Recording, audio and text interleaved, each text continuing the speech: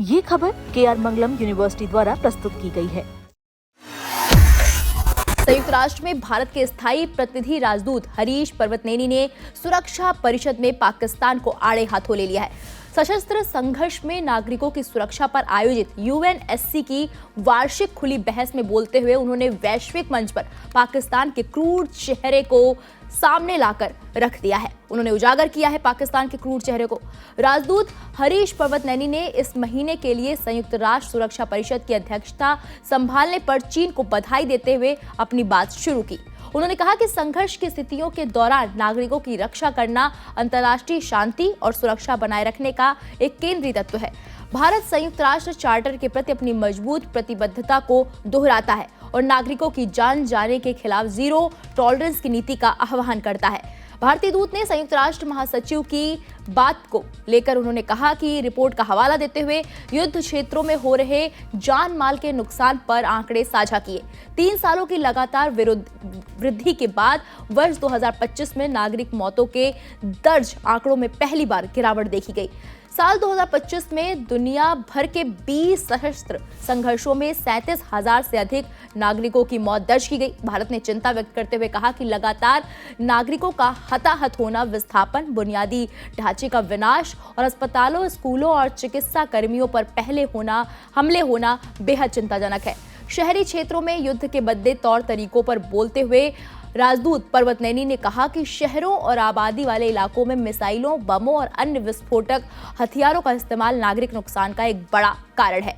विशेष रूप से शहरी क्षेत्रों में विस्फोटक हथियार तैनात करने के लिए ड्रोन के बढ़ते इस्तेमाल का चलन गंभीर चिंता का विषय है। उन्होंने मांग की कि आर्टिफिशियल इंटेलिजेंस और स्वायत्त प्रणालियों जैसी उभरती तकनीकी का उपयोग अंतर्राष्ट्रीय कानून और मानवीय सिद्धांतों के दायरे में ही होना चाहिए। भारतीय प्रतिनिधि ने कहा कि भारत दशकों से सीमा पार आतंकवाद का शिकार हो रहा है, जो क्षेत्रीय शांति और स्थिरता को कमजोर करता है। उन्होंने जोर देकर कहा कि जो राज्य आतंकवाद को प्रायोजित करते हैं, शरण देते हैं या समर्थन देते हैं, उसे लेकर उन्होंने बड़ा बयान दिया है। उन्होंने इस पर कहा है कि जो देश ऐसा करते हैं, ये उनकी क्रूर चेहरे को उजागर करता है। उन्होंने कहा कि जो ऐसे लोगों को शरण देते हैं, उन्हें जवाबदेह ठहराया जाना चाहिए। आतंकवाद अपने सभी रूपों में दुनिया भर में नागरिकों के लिए सबसे गंभीर खतरों में से एक है। कोई भी कारण या शिकायत नागरिकों पर जानबूझकर किए गए हमलों को सही नहीं ठहरा सकती। बहस के दौरान जब पाकिस्तान ने भारत के आंतरिक मामलों का जिक्र करने की कोशिश की, तो भारत ने उसे करारा जवाब दिया। राजदूत पर्वतनेनी ने कहा कि ये बेहद विडंबनापूर्ण है कि पाकिस्तान, जिसका खुद का नरसंहार का एक लंबा और कलंकित रिकॉर्ड रहा है, उसने भारत के उन मुद्दों का उल्लेख कर चुना जो पूरी तरह से भारत के आंतरिक मामले हैं। भारतीय दूत ने संयुक्त राष्ट्र सहायता मिशन के दस्तावेजों को सामने रखते हुए अफगानिस्तान में पाकिस्तान द्वारा की गई बर्बरता का कच्चा चिट्ठा खोल दिया। UNAMA की रिपोर्ट के मुताबिक साल 2026 के पहले 3 महीनों में पाकिस्तान की सेना द्वारा की गई सीमा पार सशस्त्र हिंसा के कारण अफगानिस्तान में 750 नागरिक मौतों और चोटों को दर्ज किया गया।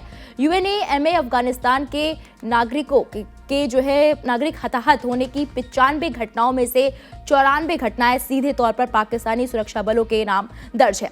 पाकिस्तान की क्रूरता का उदाहरण देते हुए भारतीय दूत ने बताया कि इसी साल मार्च में रमजान के पवित्र महीने के दौरान, जो कि शांति और रहम का समय होता है, उस दौरान पाकिस्तान ने काबुल में ओमिद एडिक्शन ट्रीटमेंट हॉस्पिटल पर एक बर्बर हवाई हमला किया था। UNAMA के मुताबिक इस कायरतापूर्ण और विवेकहीन हिंसक कृत्य में 269 नागरिकों की जान चली गई थी और 122 अन्य घायल हुए थे। यह हमला तरावीह की शाम की नमाज के ठीक बाद हुआ, जब मरीज मस्जिद से बाहर निकल रहे थे। भारत ने सवाल उठाया कि एक अस्पताल को किसी भी सूरत पे सैन्य निशाना नहीं बनाया जा सकता। भारत ने पाकिस्तान के पाखंड पर कड़ा प्रहार करते हुए कहा कि एक ऐसा देश जो अपने ही लोगों पर बमबारी करता है और व्यवस्थित नरसंहार करता है, उससे ऐसे जघन्य कृत्यों की उम्मीद की जा सकती है। पर्वतनेनी ने पाकिस्तान को 1971 के बांग्लादेश मुक्ति संग्राम के दौरान उसके द्वारा किए गए काले कारनामों की याद दिलाते हुए कहा कि 1971 में ऑपरेशन सर्चलाइट के दौरान पाकिस्तान ने अपनी ही सेना द्वारा 4 लाख महिला नागरिकों के व्यवस्थित और संस्थागत सामूहिक बलात्कार के अभियान को मंजूरी दी थी। ऐसा अमानवीय आचरण पाकिस्तान की अपनी आंतरिक विफलताओं को छिपाने की दशकों पुरानी कोशिशों को दिखाता है। बिना किसी विश्वास, कानून और नैतिकता के आज पूरी दुनिया पाकिस्तान के इस दुष्प्रचार को अच्छी तरह समझ चुकी है। संयुक्त राष्ट्र में भारत के स्थायी राजदूत हरीश पर्वतनैनी ने सशस्त्र संघर्षों में नागरिकों की सुरक्षा पर आयोजित सुरक्षा परिषद की वार्षिक खुली बहस में हिस्सा लिया। इस दौरान उन्होंने स्पष्ट रूप से कहा कि संघर्ष की स्थितियों में नागरिकों की रक्षा करना अंतर्राष्ट्रीय शांति और सुरक्षा बनाए रखने का एक मुख्य तत्व है। उन्होंने इस महीने के लिए यूएनएससी की अध्यक्षता संभालने पर चीन को बधाई भी दी।